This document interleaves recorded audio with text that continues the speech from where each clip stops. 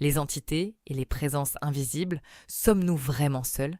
Et si vous n'étiez jamais vraiment seul, même dans le silence le plus total?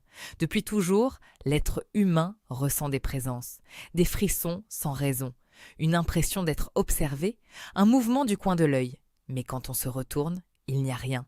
Simple illusion ou manifestation de quelque chose d'invisible. Dans l'ésotérisme, on parle d'entités, des formes de conscience qui existeraient au-delà de notre perception ordinaire. Elles ne sont pas faites de matière comme nous, mais d'énergie. Certaines traditions disent même que ces présences coexistent avec nous, dans des plans subtils, invisibles à l'œil humain, un monde superposé au nôtre, que seuls certains ressentent ou perçoivent. Que sont vraiment ces entités? On distingue souvent plusieurs types.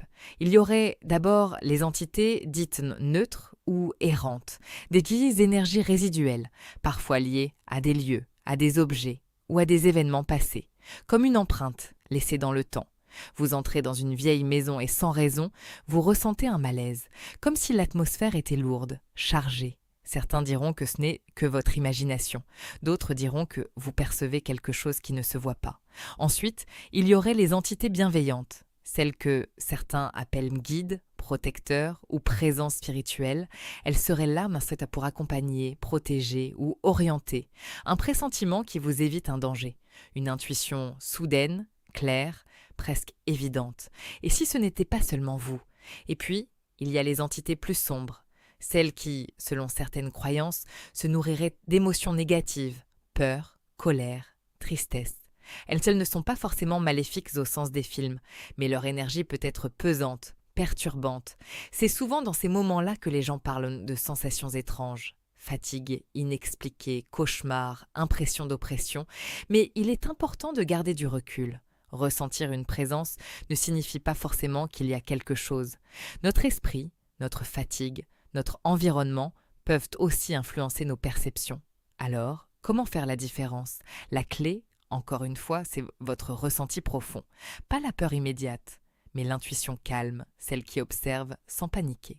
Dans les pratiques ésotériques, il existe aussi des moyens de se protéger.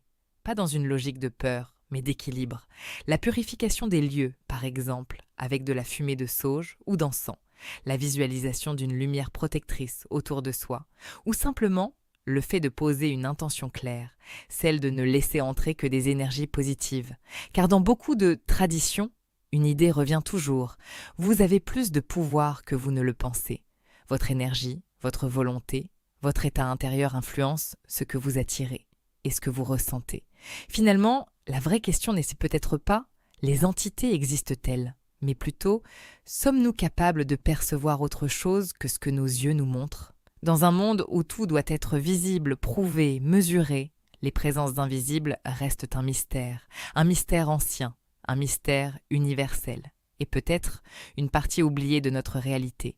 Alors, la prochaine fois que vous ressentirez ce frisson étrange, ce silence un peu trop dense, ne fuyez pas immédiatement. Observez et demandez-vous simplement « et si je n'étais pas seul ?»